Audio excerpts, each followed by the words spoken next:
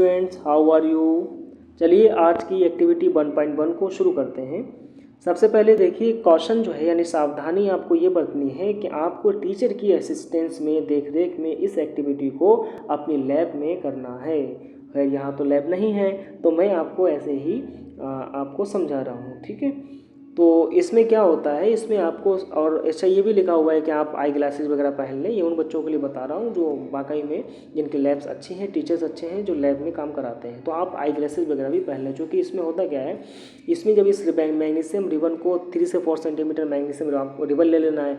एक आप बर्नर ले लीजिए, स्प्रिट लैम्प ले लीजिए और नीचे एक वॉच ग्लास, प्याली वगैरह कोई भी चाइना डिश वगैरह ले लीजिए। उसमें उसको क्या करो, टोंग से पकड़ करके उस मैग्नीशियम रिबन को जलाओ फ्लेम से। जब उसको जलाएंगे तो वाइट डेजलिंग फ्लेम निकलेगी, बहुत ज़्यादा हाई अमाउंट ऑफ एनर्जी निकलती है। तो ताकि आपकी आंखों को नुकसान ना पहुंचे आंखों को, इसी वजह से आप सुइटेबल आई ग्लासेस वगैरह पहन लिए बेटर होगा। वरना आप ऐसे भी कर सकते हैं, लेकिन थोड़ा सा ध्यान रखना होता है, ठीक है। अभी क्या है, मैंने आपको बता दिया कि इसमें जो नीचे पाउडर दिख रहा है ऊपर से गिरता हुआ, ये ऐश है। एक्चुअली में मैग्नीशियम रिबन की ऐश है नीचे। इसने क्या किया है, मैग्नीशियम ने ऑक्सीजन से रिएक्शन की है, मीन्स मैग्नीशियम का ऑक्सीडेशन हुआ है, ठीक है। आगे हम पढ़ेंगे ऑक्सीडेशन क्या होता है, एडिशन ऑफ ऑक्सीजन होता है ऑक्सीडेशन, ठीक है। तो ये नीचे ऐश जो गिरी है ये मैग्नीशियम ऑक्साइड की ऐश है, सॉरी, ये मैग्नीशियम ऑक्साइड की ऐश है और ये वॉच ग्लास में आपको नीचे दिख रही है। अच्छा, यहाँ पे एक चीज़ और है कि 3 से 4 सेंटीमीटर लॉन्ग आपको जो रिबन लेना है, उससे पहले रिएक्शन कराने से पहले यानी जलाने से पहले इसको आपको सैंड पेपर से इसको साफ़ भी करना है। सैंड पेपर रेगमाल को बोलते हैं, ठीक है। रेगमाल जो होता है, आपको क्यों साफ़ करना है ये क्वेश्चन भी आता है कभी कभी एग्ज़ाम में, और आपको पता भी होना चाहिए। ऐसा है एक्चुअली, मैग्नीशियम रिबन के ऊपर मैग्नीशियम ऑक्साइड की कोटिंग होती है पहले से ही, ताकि चूँकि क्या है, अगर उसको हम कोटिंग नहीं करते हैं तो मेटल्स की प्रॉपर्टी होती है रस्टिंग की, कोरोजन की। ऑक्सीजन उससे ऑटोमेटिक मॉइस्चर वगैरह की प्रेजेंस में, और टेम्परेचर तो सूटेबल होता ही है, नॉर्मली मिल जाता है, उसकी प्रेजेंस में रस्टिंग कर लेती है, ठीक है।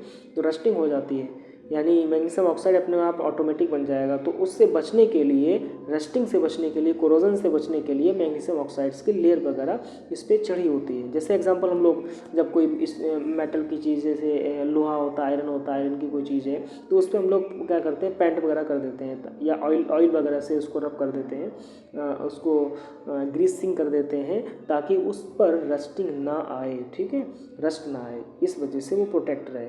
इस वजह से क्या होता है, सैंड पेपर से सबसे पहले तो उस कोटिंग को यहाँ पे साफ़ किया जाता है मैग्नीशियम ऑक्साइड की, उसके बाद रिएक्शन कराई जाती है, ठीक है।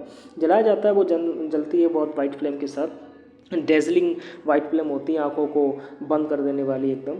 तो वाइट पाउडर में बदल जाती है, उस वाइट पाउडर को हम मैग्नीशियम ऑक्साइड कहते हैं, ठीक है। तो ये कैसे हुआ, ये ऐसे हुआ। अच्छा, यहाँ पे बताया गया एनसीईआरटी को देखिए, आप कितनी कमाल की बुक है एनसीईआरटी।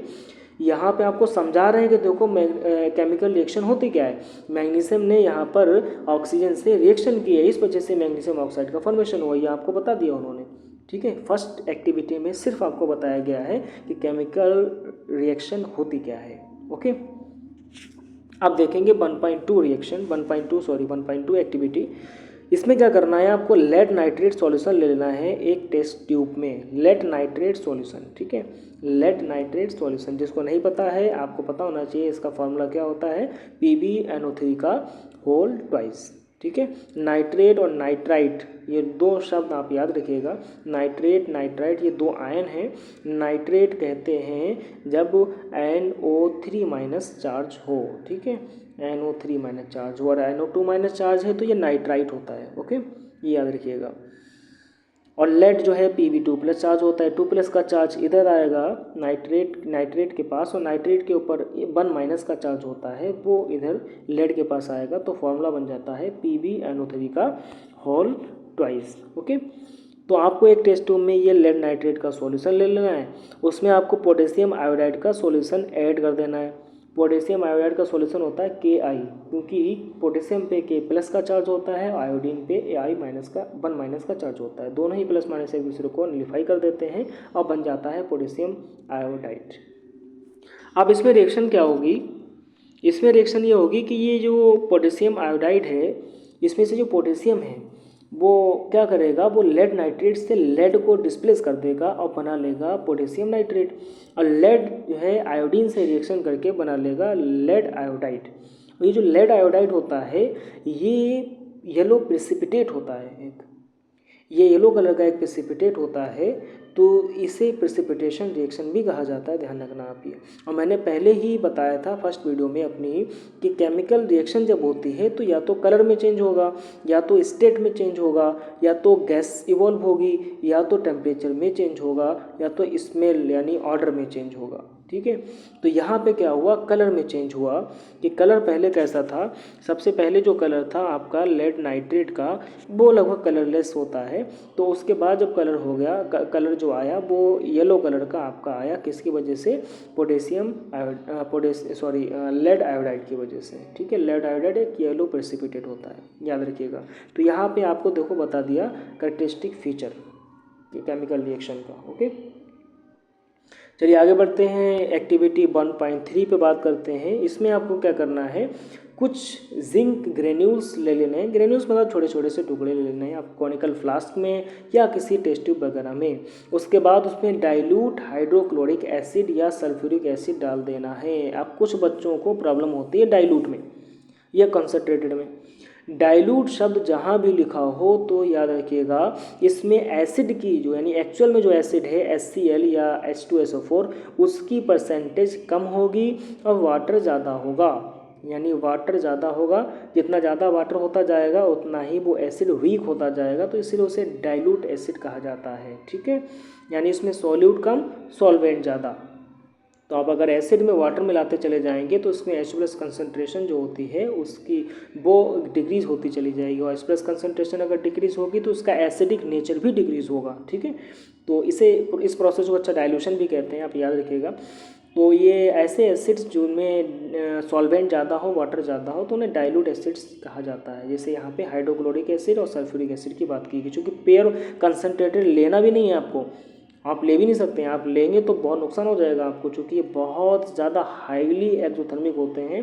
अगर आपने ऐसे ही बगैर टीचर के असिस्टेंट में इसका यूज़ किया एसिड्स का तो आपको नुकसान हो सकता है। ठीक है, तो मैं आपको एडवाइस देता हूँ कि आप एसिड्स को, ख़ास तौर पे जो कंसनट्रेटेड एसिड्स हैं उनको बगैर टीचर के असिस्टेंस के आप यूज़ ना करें किसी भी तरीके से। ठीक है, खैर डाइल्यूट हाइड्रोक्लोरिक एसिड या सल्फ्यूरिक एसिड आपको ले लेना है और क्या करना है, आपको उस फ्लास्क में डाल देना है। ठीक है, ऊपर आपको एक जैसे यहाँ पे दिख रहा होगा कॉनिकल फ्लास्क के ऊपर कॉर्क लगा दिया है। ठीक है, तो यहाँ पे हुआ क्या है, जिंक जब रिएक्शन करेगा HCl से या H2SO4 से तो वो हाइड्रोजन हटा देगा। फॉर एग्जांपल अगर HCl से रिएक्शन करेगा तो हाइड्रोजन को हटा के बना लेगा ZnCl2 जिंक क्लोराइड, और हाइड्रोजन गैस अलग निकल जाएगी। यहाँ पे एक चीज़ और समझिएगा, ये HCl है, ये रिएक्शन किससे कर रहा है, जिंक से कर रहा है। जिंक एक मेटल है। मैं आपको नेक्स्ट चैप्टर का भी बता देता हूँ कि जब भी मेटल नहीं थर्ड चैप्टर जो आपका आएगा मेटल एंड नॉन मेटल, जब भी मेटल किसी एसिड से रिएक्शन करता है तो हमेशा हाइड्रोजन गैस इवॉल्व करता है, याद रखिएगा। यानी यहाँ पे जिंक जो है वो एक मेटल है और वो हाइड्रोक्लोरिक एसिड या H2SO4 से रिएक्शन करेगा तो सॉल्ट बनाएगा और हाइड्रोजन गैस रिलीज करेगा। ठीक है, खैर यहाँ पे जो आपको समझाया गया है वो इस पर्पस से समझाया गया है कि देखो केमिकल रिएक्शन हुई और कैसे पहचाना हमने कि गैस इवॉल्व हुई, इसलिए यहाँ पे नीचे लिखा भी है, आप देखिएगा, from the above 3 activities we can say that any of the following observations helps us to determine whether a chemical reaction has taken place.